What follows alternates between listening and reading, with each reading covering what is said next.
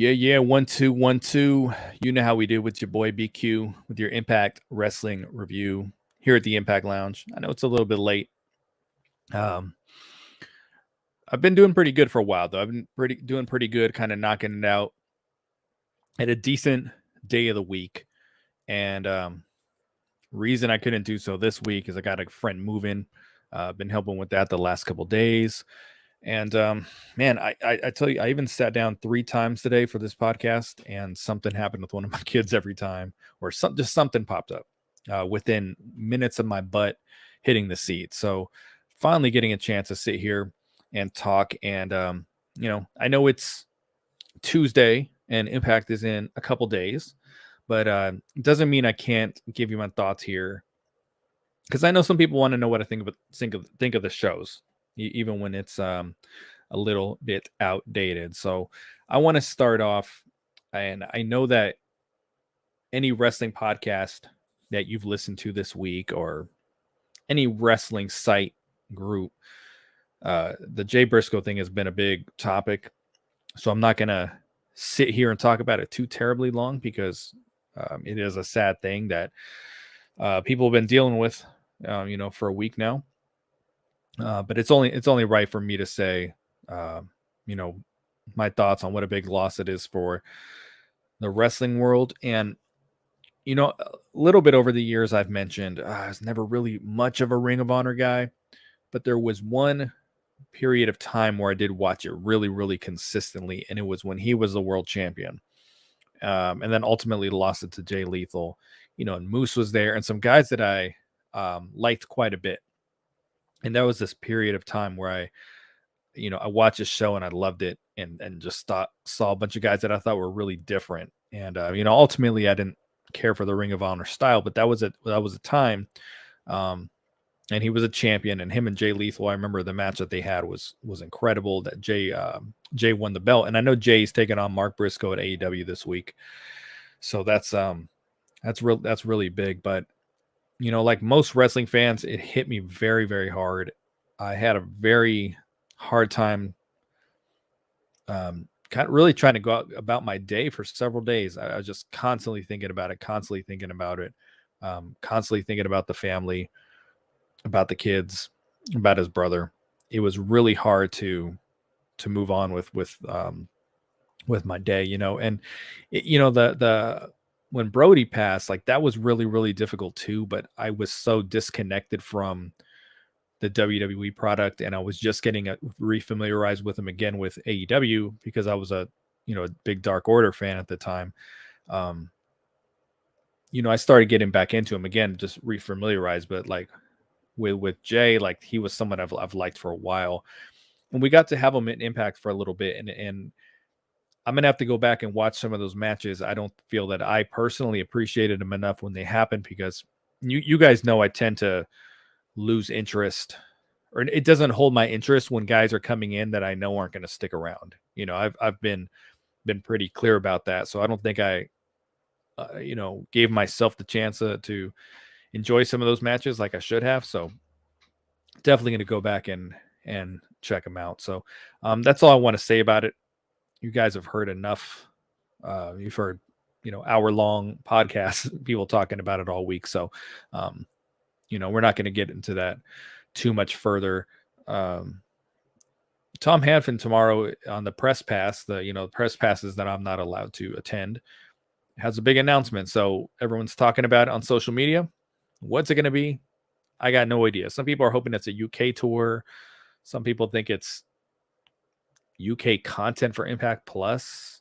I think it's probably Mike Jackson, last old man standing versus Tommy Dreamer.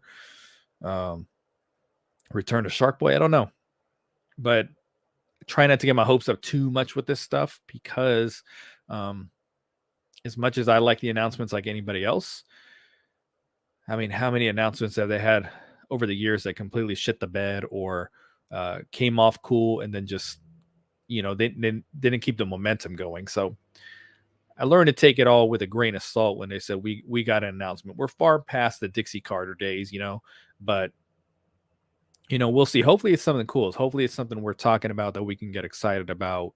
That's really forward moving for the company. We will see what that is. So let's talk Impact here. So I guess everybody knows by now that this next set of tapings, I think, is in Florida and Orlando. I guess they've changed the camera, so we're going to start seeing the crowd because people were really frustrated at Hard to Kill because there were so many people there. And even these Atlanta tapings they're doing right now, there's a lot of people. You can see a lot of people in the crowd, and they're pretty engaged too. Like these aren't quiet crowds. They're pretty engaged with what's going on, and the fan base has been begging for this. They have been begging to get off the entrance ramp.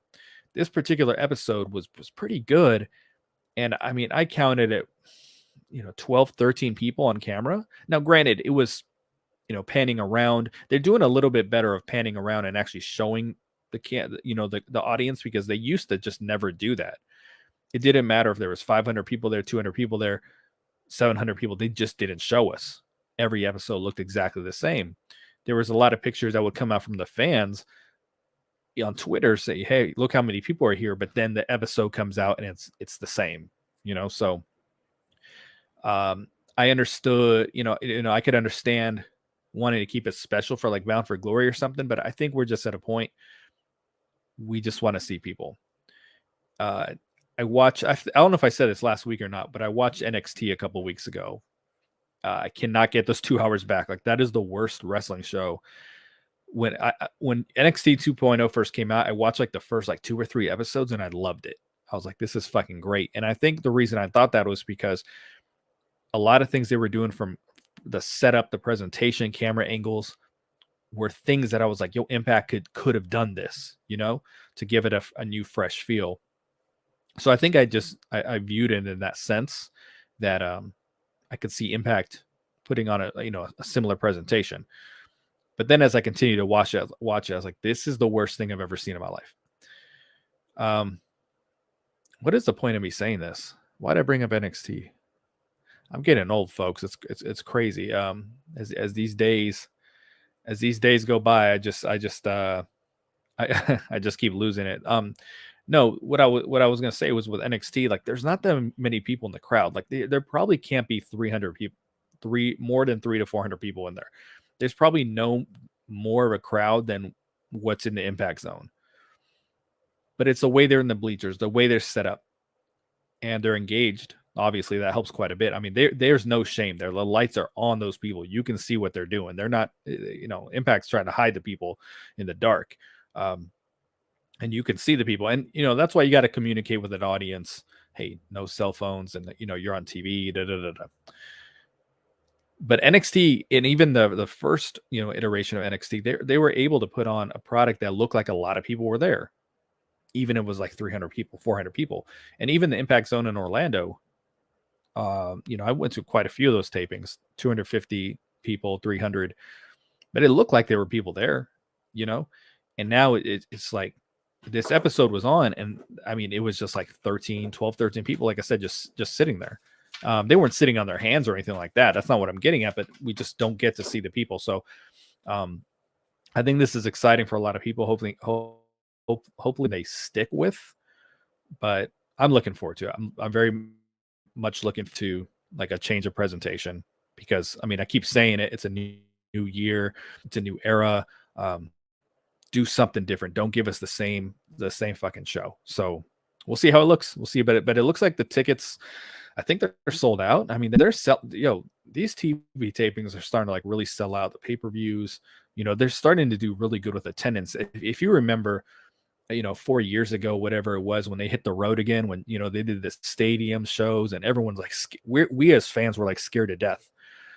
Oh my God, how many people are going to be there? Because last time they did a house show, it was in New York. There was no one there. And they used to get clowned for, like, oh, there's only 400 people at a house show. Like, now, like, we want 400 people, I think the expectations are lower. But I think wrestling attendance is down as a whole. So, that's kind of, as long as you have an appropriate venue, it's okay to have 300 or 400 people there. But we were scared to death, for those stadium shows. And it was a big topic. How many people are going to be there? How many people are not going to be there? And, they were doing the Impact Plus shows, which were doing well. And then they would do those Twitch shows that were pretty bad. Attendance was not great. I remember having a wrestler DM me one time on the roster saying, "Yo, no one's here." It was the Oklahoma show, and that was something that we talked about on social media at the time because there was clearly nobody there, and it was very frustrating. It really sounded like there was about 50 people there. So they're just starting to do really, really well with the attendance. It's starting to, and the product's starting to be kind of cool again. And as critical as I am of Impact, folks, man, I was listening to Cornette and Brian Last the other day, and they're just trashing it.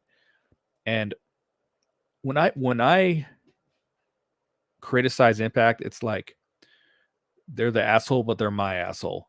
You know what I mean? It's like I discipline my kids, but I'm not going to let anyone else discipline them, or I'm going to call them little dumbasses, but no one else is going to do that. Or I'll call my dogs, hey, stupid, come here, but you're not going to call my dog stupid. You know what I'm saying? So I'm protective of the company in that sense. Even when I act like I don't like it, I mean, people think I don't like it. They think I'm on here just trashing it, but I'm very protective of it. And these guys did a segment on the podcast talking about Santino. Now they don't know the context of him being there. They're just like, oh, authority figures are so played out, and Santino's yesterday's news, and Brian Last saying, Impact sucks, and these guys have not watched the damn product. They know absolutely nothing about it. And I talk about a lot on the podcast that the stuff Cornette and his co-host complain about AEW doing and not doing, Impact is the exact opposite of those. The wrestling that Cornette wants to see on AEW so badly, like we get that on Impact. We don't get unnecessary flips and 50 million near falls. Like we don't even get that many falls at all in Impact matches. It's not overdone. Like it's actually the perfect wrestling product. It's a little, sometimes it's a little too wrestling centric for me. I like stories, but it really is the perfect wrestling product. And I get so mad when I hear these, just flat out saying it's trash. And it's like they have no clue what they're really doing. Pisses me off a lot. It's super frustrating. And Cornette has such a big reach that it's, like the company just has to like the press pass tomorrow. You know what I mean? I don't get on those, but they're gonna contact every Tom, Dick, and Harry with 25 subscribers on their YouTube channel to show up. Like they have to build relationships with people who have a real reach. Because someone like Cornette with the reach he has and then telling people Impact is trash, they're going to believe him, but it's not trash. And we're just seeing really positive things with the attendance and everything. And now there's, they're just saying, hey, now we're comfortable showing the crowd because there's people there and they're engaged and they're loud. Because shit, there was a time where we were getting people, but they just weren't doing anything. So exciting stuff. Let's get into this episode. I said a couple weeks ago that I was going to start watching the BTI match, and I forgot. I'm not going to lie to you. So I didn't do that this week, but it was Khan and Angels with the Design versus Yuya Uemura and Delirious. And we saw a clip of that on Impact where Callahan gave him the Cactus Driver 98 or whatever he calls it, 97. I may not even have the year right. I don't know. Am I thinking about when I graduated high school? But we'll get into the design stuff here in a little bit. Sorry, I'm scrolling here. They did the they showed us some highlights from Hard to Kill that like they do the slow-mo and all that. But they're I talk about this every week. They're doing better, not throwing Wheel in the Night on top of that. So it helps us get to the episode. Episode kicks off, and this is something that I feel they're kind of starting to take from AEW a little bit. Is that the first part of AEW is like it doesn't matter what it's Dynamite or Rampage. Like they usually the first wrestler you see is like one of the attention grabbing wrestlers or the wrestlers with a name or the really popular ones. You know what I mean? It's not like Delirious is the first person we see. Because in the past they would do that. They were like, we're going to kick it off with a great wrestling match. But then, someone would come out who's like a relative unknown or someone who's not that popular. You know what I'm saying? So they're starting to see, hey, let's get to the meat and potatoes. Let's get through the intro. We don't have to wheel in the night people to death and then get to the show. Like they're getting into it a lot quicker, and that's what I wanted to see. They kick it off with Mickey James, and she's probably the biggest star in the company. Um, maybe that's up for debate, but I feel like she is. So that's a good way to kick it off. And she was saying that the last rodeo is over. So does it mean that if she loses the title at some point that she's not retiring? I'm sure she is. I'm sure that's still a thing, but the terminology kind of threw me off a little bit. And then Bully Ray comes out and interrupts her, and he's just talking shit and just doing great heel stuff, great heel work. Crediting himself with selling out the arena, and it was good stuff, man. I say week in and week out, I really underestimated the Bully Ray stuff. I'm still not a big fan. I'm not a nostalgic wrestling fan. I'm not real big on like, hey, let's bring in the stars of yesteryear. Like, Raw just had their episode and everyone's like, oh, the American Badass was out there and this and this. I don't give a shit. Like, if I were a fan of that company I was watching, like, I don't care for that kind of stuff. I'm always like really, really forward thinking, but it's okay to, to do a little bit of it. And especially when they're doing good work, which Bully Ray is doing. I wonder, if this is leading to, and I know everyone's already been talking about this, is this leading to Nick Aldis coming in and doing a program of Bully Ray?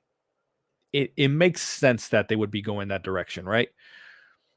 When they announced Nick Aldis for Slammiversary, I think he was on, like, I was kind of pissed off because number one, they just announced it with a graphic and we own the night. It wasn't a big deal at all.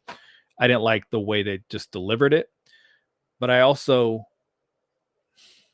I liked him in NWA a lot, but I never really thought like, okay, this guy's going to put on really good matches. I would tell people, because they would, oh, why are you complaining? I'm like, dude, name your top 5 Nick Aldis matches. You know what I mean? But he came in and did the Slammiversary match. I think it was Slammiversary. I'm fairly sure it was. He came in and he was great. Like, that was the best he had looked to me. I would really welcome him. Like, he came back that one time with the Global Force thing. It was a fart in church. But I think he would be a really good addition now, especially to the main event scene. And, he could probably do some really good stuff with Mickey James and Bully Ray, Bobby Ray. And it could probably prolong Mickey's title reign, because we don't want Mickey to go away. We want her to be a champion as long as possible. So if they can put her in an angle where she's not really feuding with anyone, like maybe doing a mixed tag or something like that, like I would be down for that. That's what I like to see. Santino comes out.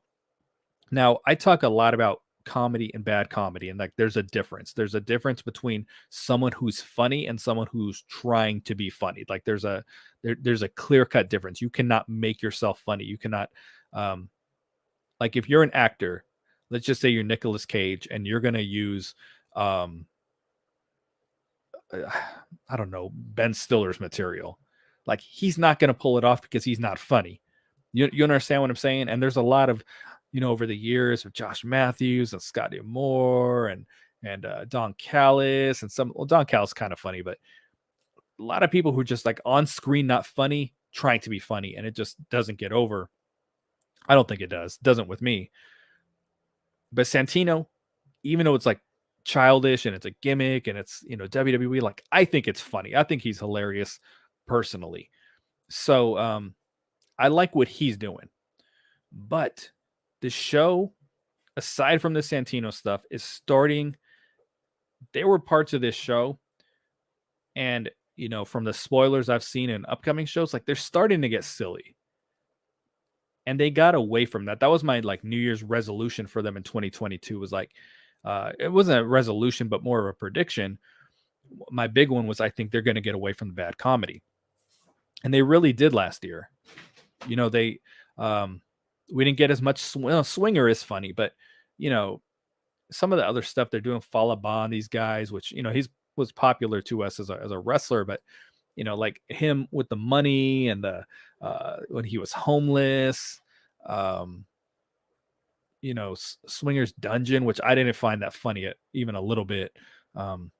there was like bad comedy on the show, and they got away from it. And it was, again, a little more wrestling centric, more than I wanted, but it was getting a little more serious, starting to get that cool factor a little bit. And now I feel like they are going that like why is Ernest the Cat Miller there?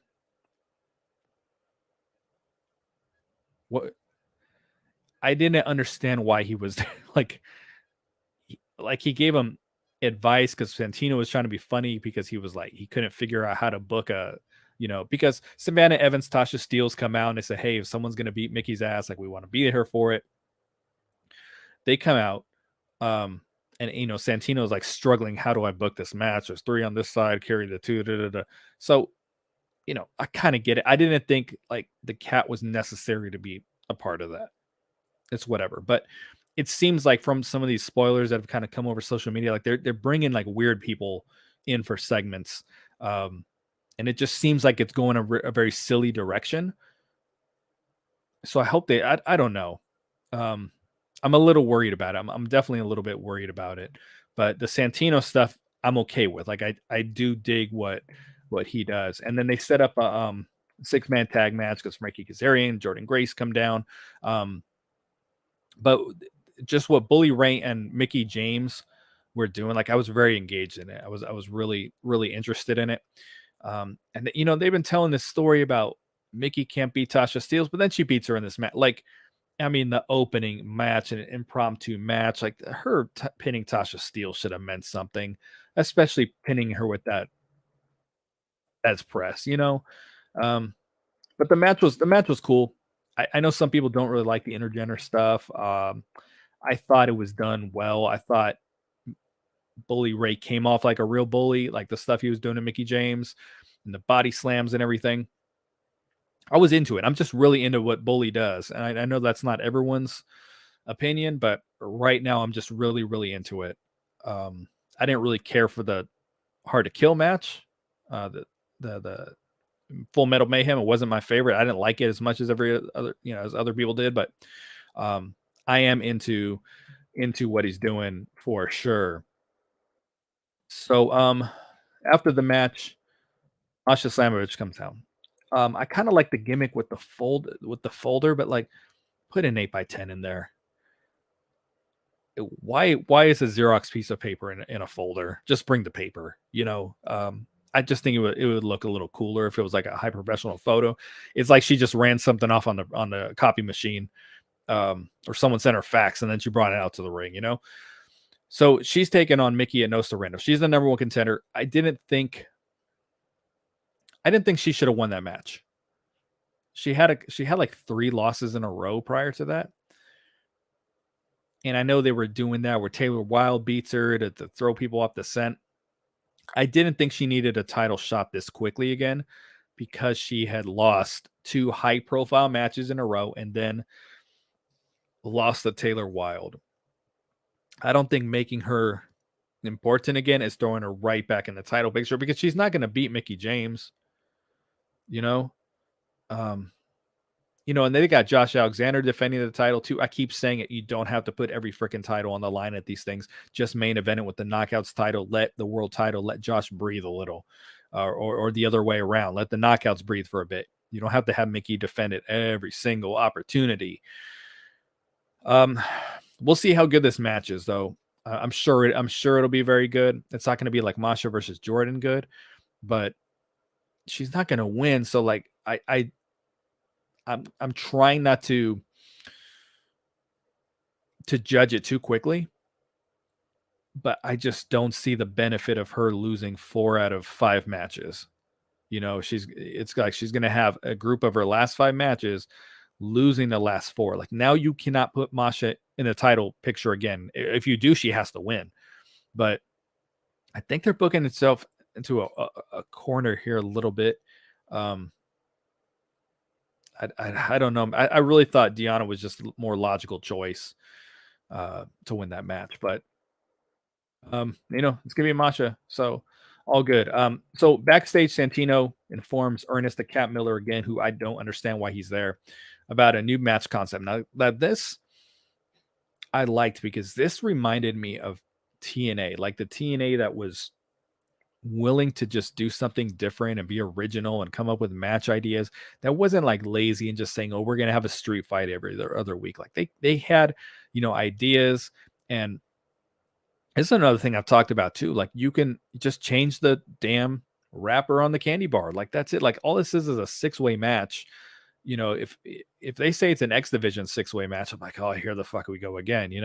But if they're like, it's the golden 6-shooter match and they made a brand new graphic for it, again, like its own specific graphic, it's a cool graphic. Like it just makes, I talk about presentation all the time, folks, and this is a perfect example. Like it just looks and feels different because you changed the name, you changed the wrapper on the candy bar.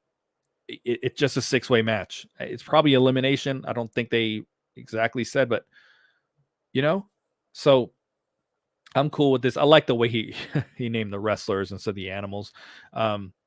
Steve Macklin came out after this, and this is now getting stupid. Like, I understand they were kind of telling a story for a little bit, and they're trying to get Macklin to wrestle Josh, but you can't have this world champion who wrestles anybody and defends the title against anybody and have this like guy who cannot get a title shot for the life of him. Like, it has run its course. Okay, folks, this story has run its course. They have beat the dead horse and they've done okay with it. I'm not saying it's like bad, but it's run its freaking course. And now there's a 6-person number 1 contender match. And he who won it hard to kill is not in the match, but the opponent he beat is. Now we are taking this too far. Like, now it is not believable. You're trying to drag it out so that he can wrestle Josh at Rebellion or something. I get it, but come on. Fuck, just announce he's the opponent at Rebellion, and just that way this can all make sense. And like, oh, well, this guy's going to, this is for No Surrender, whatever. But it's Chris Sabin, Eddie Edwards, Rhino, Rich Swann, Moose, and Callahan. And that's why, I thought Gresham would have been better here than Rhino. I know I predicted this was Rhino's last match at Hard to Kill, but I guess not, because here the F he is. I would just, would it have made more sense if Frankie Kazarian? I mean, Frankie Kazarian's probably doing something with Bully Ray here right now, but I mean, my God, you might as well put Bully Ray in the match if you're going to put Rich Swann in the match. The dude just lost. Moose lost the Digital Media Championship match. How did he get into a number 1 contenders match here? I don't know. They just like put names together, but I think we're going a good direction here with Gresham and Kazarian, and hopefully all this here where we're not going to have to do Rhino number 1 contender. We're not going to, and the same guys, it's the Callahan and Moose and Eddie. It's been like that for years. We're going to start to, really freshen it up. But Steve Macklin confronts Santino. So he beat Rich Swann. And then the segment with Dirty Dango was funny to me because he said, I know you have experience on the force. I kind of like this backstage exchange. It kind of reminded me of the NXT days, the ones that I like with Neville and Tyson Kidd and these dudes. Like the time that I really, really enjoyed watching it. That the whole backstage segment kind of reminded me of that. I don't really know why. But he makes the match later tonight, Dango and Steve Macklin. This is followed up by Deonna Purrazzo versus Ashley D'Amboise. A lot of people online really liked her. She's got a pretty good look. She looked pretty good in the ring. I still would prefer Kylan King if they're going to bring anyone in, because Kylan King, I think, is excellent. But Ashley D'Amboise looked pretty good, but the Impact faithful, if you will, seem to really like her. And we get behind these guys and girls. They come on, on screen. They have a nice little showing, and we're like, sign this guy, sign this girl, and then they don't do it. And I know she had the segment with Trey. We'll talk about that here in a sec. If you remember, once upon a time, there were some backstage segments with God, what's her fine ass called? She was She was one of the Rough Rider people when they did that silly spoof show. Alexis Nicole. Was that her name? Alexis Nicole? I'm kind of drawing a blank here. I feel like that's her name though. But they said they did some stuff with her, and we never saw her again. So don't jump to conclusions because she's doing some backstage shit, But this match was okay here. It was a semi-competitive match. It wasn't really a squash or anything. But I do think they need more of this, to where there's kind of some enhancement talent matches here or there. I think it just keeps the roster fresh. Like, we don't want to see Deanna versus someone else that she's already beat 9 times. You know what I mean? So, but this was a cool little match. Like I said, she's got something though. She's got a little something. Gia Miller was backstage trying to interview PCO, and I've mentioned that the PCO Eddie stuff. I mean, I really couldn't care less. It's my least favorite part of the show by far. But Gia was good here, and I keep talking about Gia's improvement. She keeps getting better and better and more comfortable. Clearly there was not really rats and stuff on the floor, but she really made it feel like that there was. She did a good job with this. But PCO is in the basement with the red lights, and the purple lights are back, and even when Santino was talking to Ernest Cat Miller, it was the red lights and the pink lights and everything. And I'm like, oh, are we really doing this again? Because they got away from that for a set of tapings, and now we're back to the spirit of Hollywood lighting. Like, why would anybody have those lights randomly put in an arena as opposed to just a freaking lamp? This company has an issue with lighting. They need to fire their lighting people. From the matches itself to the backstage stuff, like, lighting is a huge issue. And even the stuff that is lit really well, you see their shadows like plastered against the wall. Like, when you angle lighting the correct way, you're able to light up the subject without a shadow. So it just got some amateurs doing that stuff right now, and it's just really been driving me crazy for a while. But backstage, then we get another, lots of backstage stuff. Trey Miguel talking to Ashley, giving her advice on how she can improve. And I love Trey in this. He was really his heel work is really entertaining to me. And she was good here too. She has some acting chops. So, I thought it was both funny and just entertaining. And what was odd though is, like, she's taking off her wrestling boots in the middle of a room that a male has access to. She doesn't have a bag on the floor. It's not a locker room. She's just sitting in a room, removing her boots. So she's going to walk barefoot through the arena. Clearly she's not going to change her clothes because a guy just walked in. So little things, you know what I mean? But it was entertaining. And then Mike Jackson comes in. Mike Jackson is entertaining for what he is. And he comes in and he can go for his age. Don't get me wrong. He's going to walk on the ropes. And I thought he served his purpose at the pay-per-view on the pre-show. But now he has challenged Trey Miguel for, he's talking about, Trey's talking about, it smells like disrespect. Like, this smells like disrespect. Putting Mike Jackson in an X Division title match. So you're going to tell me Steve Macklin cannot get a world title shot, but Mike Jackson can get an X Division title shot. Okay. So they're doing that next week. I have little interest in that. I think most people do, but I guess he's a local guy there. They like bringing him in. I guess it serves a purpose, maybe I'm just being too negative about it. It's not for me because like a big company, WWE, AEW, like, they can get away with that because there's so much other shit on the show. So there's room for everything.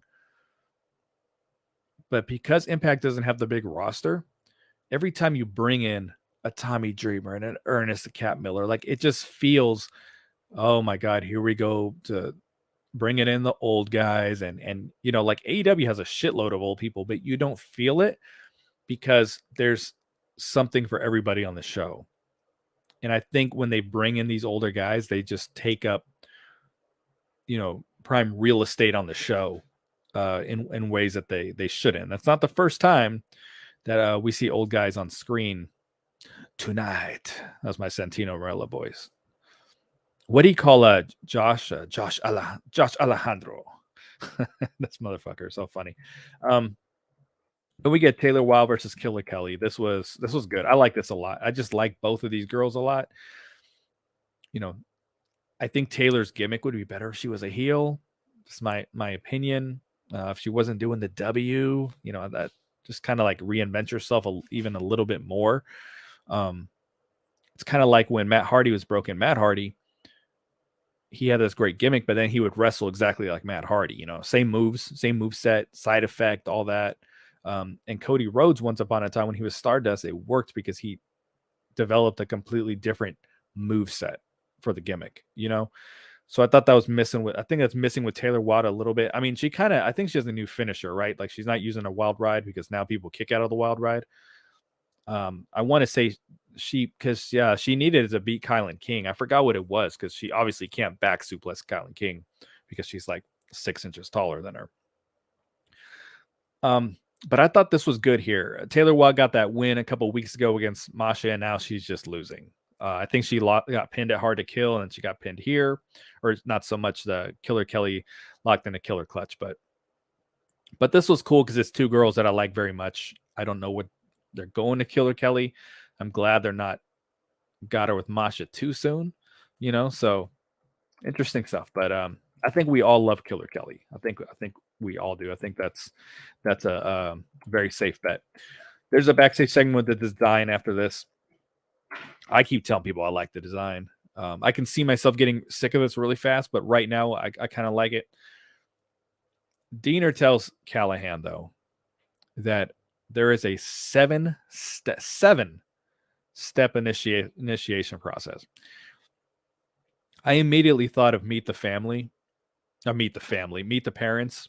Another Ben Stiller reference on this podcast. Wow. With Ben Stiller, Meet the Parents, and he has to pray.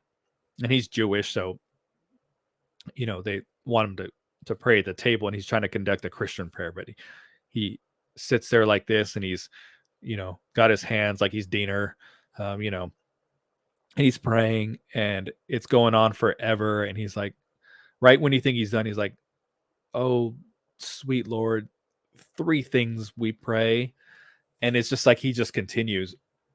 And that's what I thought. It's like 7-step initiation process. Like, how long is this gonna go?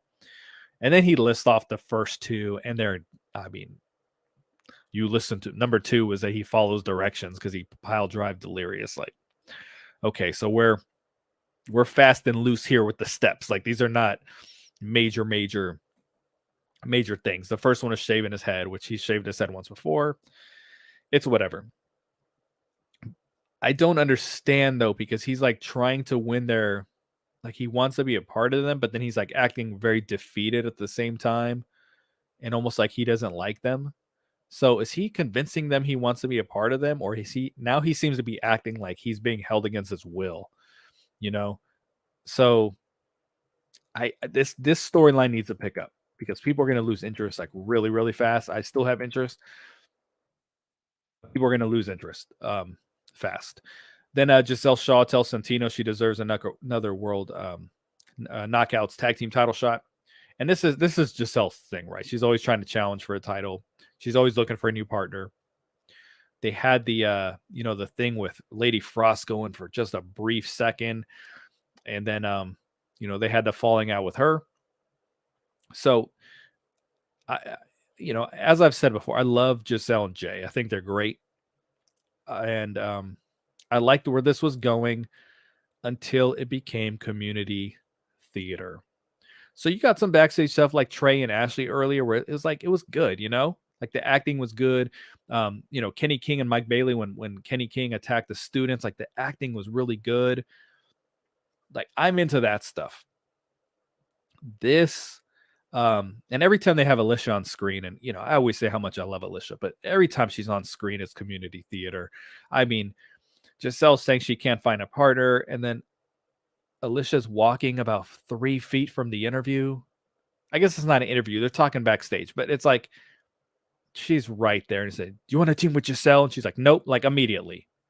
And then someone else walked by. I couldn't make out who it was. The camera was like really close. The camera was close in the ring too, by the way. When Santino and the cat were talking, like the camera was uncomfortably close on them. But this was like it became cool and then it became bad, like really fast. Just phony, phoniness. But she's gonna have a title shot, mystery tag team partner. I don't believe it's a new knockout. I don't think it's anything, if it was Killer Kelly, like that would be awesome, but I don't think I think it's someone from the roster. I don't think she's introducing anyone. I don't think Jay is her partner. I don't think it's Ashley. I thought maybe that's who it would be at first. Like, I'm not going to lie. When Alicia came out, I got excited for a second because I thought they were going to team together. But the community theater kicked in. So then we get Steve Macklin versus Dirty Dango. And I don't mind Dirty Dango. Like Fandango was one of my favorites when I watched WWE, believe it or not. So the Dirty Dango character, it's okay. If they brought his tag team partner over for NWA, I know JTG, formerly of Crime Time, because they're the Dirty Sexy Boys, I think we would enjoy Dirty Dango on our screen a lot more because they're a good team together. But Dango's, showing up for a hot dog and a handshake with Impact. Macklin didn't get a jobber entrance, but for a guy that has one of the cooler entrances in the company, he was already in the ring with the music playing. I don't get that. But Dango gets a full entrance. Dango's the one who should have been in the ring already. This match went entirely too long. And they talked about this on Brace for Impact, and I totally agree. Like, he should have came out and whipped Dango's ass. He should have been left like bloody, if possible. He should have come out and whooped his ass. Not go out there and have a competitive match with Dirty Dango that went probably 4 minutes too long. So that was a weird call for me. I didn't understand that. Macklin hits the KIA. It's a DDT. I'm not going to get into that. If you've been listening to me, you know my opinion on some of these finishers. And Gia interviews the major players backstage. Every time they're on screen, I just keep thinking missed opportunity. That's all I can think about. I thought it was funny though when he said that him and Cardona say him and Brian Myers are the greatest digital media champions of all, in the history or all time, whatever it said. Like, that title's been around for a year and a half, and it means nothing. So it's tongue in cheek humor, but it's funny. Moose comes in, and Moose is always trying to form create little agreements, little partnerships, little temporary alliances. It kind of seems like that's where they're going. But I thought maybe one of them was wrestling Joe Hendry that night. So, it's like they're plotting to take out Joe Hendry. We'll see if Moose and these guys team up. But it's such a missed opportunity. And I thought them and Chelsea together were going to be like one of the coolest parts of the show. And I couldn't have been more wrong. But I do like these guys. What I didn't like was Tommy Dreamer sitting down with Dave LaGreca. I don't really like Busted Open. I do listen to it a little bit if the topic really catches my interest. And Mickey James is on there. I'm not really a Dave LaGreca fan. He annoys me a little bit. He's the host, but I don't feel like he uses a good quality microphone. I think he just like wears one of those headsets or something because he always kind of sounds like shit compared to the other people on the show. But I don't know. I'm not saying I can't stand the dude. I'm not really a fan of like Busted Open. I'm just not. But they support Impact. They definitely do. They've had Jordan Grace on there. They talk Impact a lot on there. Tommy Dreamer's really doing his part, and Bully Ray to like get people talking Impact. So that's the positive of it. I just don't really enjoy it as a whole, and the personnel in general. But it's whatever.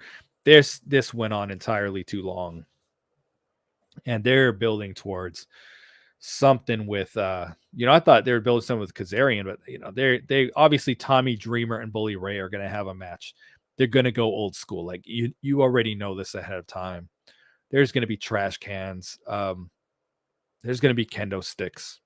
It's probably going to be at No Surrender. I have no interest in that. I haven't had, you guys know that I don't have interest in anything Tommy Dreamer does on screen. He cuts some great promos. I will give him that. But the point I was making earlier, Impact doesn't have enough for everybody on the show because it's a smaller roster and things like that. They don't have the bells and whistles that, I just don't think there's a place for so many old people on the show or so many like comedy gimmicks on the show. Like I just don't, I want some diversity, but because of the situation they're in, when someone like Tommy Dreamer comes out, it just feels like it dominates the show.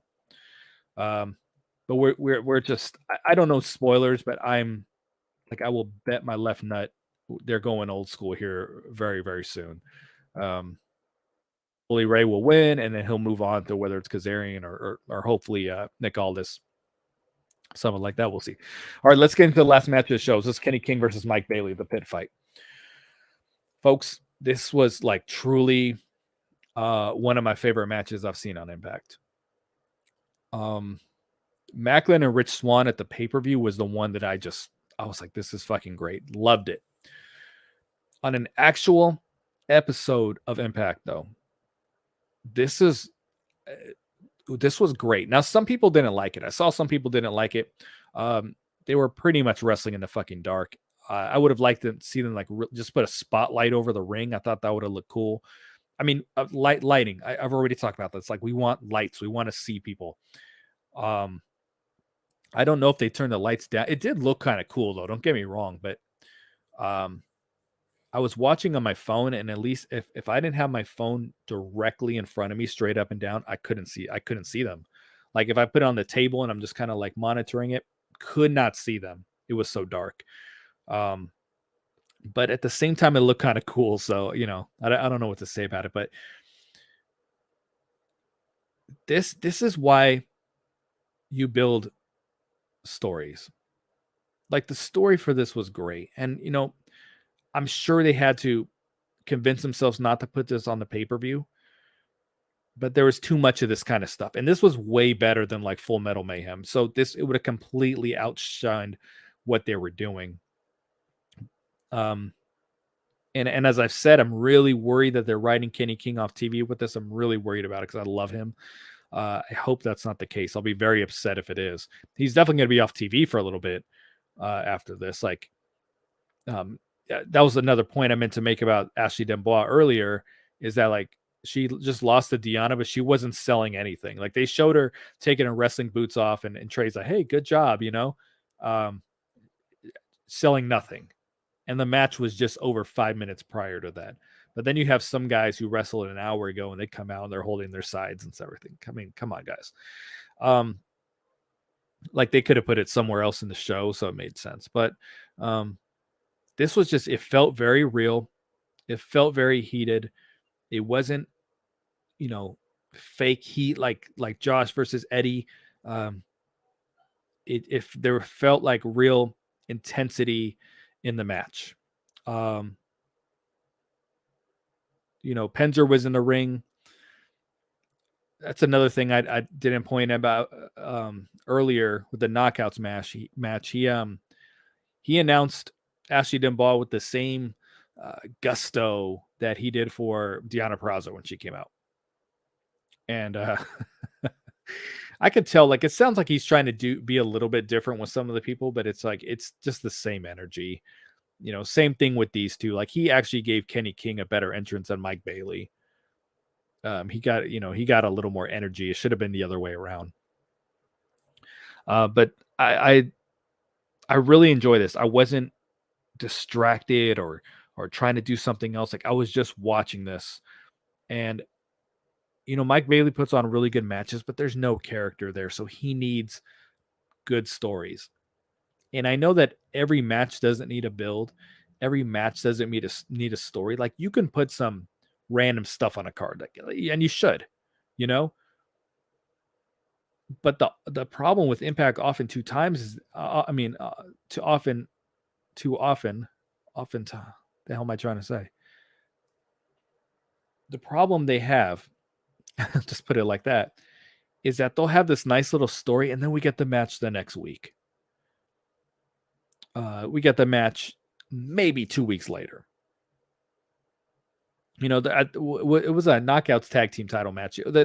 Savannah Evans and who's coming into her own, by the way, her and Tasha Steelz, like, they had this nice little backstage segment, and then, like, they're wrestling for the titles a couple days later, and I'm just like, why? Like, why can't stuff breathe a little bit? And this was something, they didn't give it to us too quick. They didn't make us wait forever, but they just, like, they built it to where we cared and it meant something when they wrestled. And that's good wrestling. That's good, professional wrestling, not Mike Bailey versus Josh Alexander in an hour match just to do it, just to show that they can go. Like, like this is what I like. This is pro wrestling. Like, this is what I feel like I grew up with. The story leading to something where we knew Mike Bailey was going to win, but we were excited to see the match, and we enjoyed the match. It wasn't phony. It was just, and they made it look real. The only issue I've had about it, I've talked about this many a time, is that freaking arm bar, the cross arm breaker. And I know this as someone who has trained people on this move in the military. Like, that hurts. You're not going to sit there and it doesn't matter who you are. Only the people who will not tap from that is if you're double jointed. But if that move is done properly, you tap out instantly. It's like blinking. The minute it's on, you're just boom. Like, you can't, that move always bothers me in wrestling. Always, always, always. But I loved this match. Where are they going to go with Mike Bailey next? Because now they give him a little fire under his belly. Is he going to go back to just having great matches and, talking backstage with Gia and sounding like a dumbass the way, not like a dumbass. That's not right. That's not nice of me, but, like, you know what I'm saying? Like, just this gullible character and you know what I'm saying? Like, or is he going to have a little juice to him, a little bit of fire? We're going to see. But this was great. I can't say anything, with the exception of that freaking cross arm breaker. I can't say anything negative about this. It was great. I like the finish too. Like, it just, because it was real. It wasn't, if this was, Tommy Dreamer, he would hit him with these chairs a bunch of times. No one's knocked out, and then it's not over until someone hits a finisher. Like, this was just like, it wasn't like, if Mike Bailey can't hit Ultimo Weapon, he can't win the match. You know what I'm saying? Like, he finished in a way, kicking him with a chair that would really put someone out. And I know that this isn't a match that they're going to do often, if ever again. But I thought it was great. I enjoyed it a lot. That's going to do it for me, folks. Next week, I'm going to try to do some Q&A stuff. I'm going to try to answer some questions next week. I just, I'm going a little longer than I want here, especially since Impact comes out in 2 days again. So if I can podcast Saturday morning, that's like my goal. We'll see if that happens or not. This light is really lighting up my face. I should have sat like this the whole time, so I wasn't, hopefully I wasn't distracting for you guys. I had the results over the screen, so I had no clue what I look like. I'm not going to lie. But I'm going to try to do some, Q&A, talking with you guys, chat and all that stuff if I can, for the next episode. So we'll see.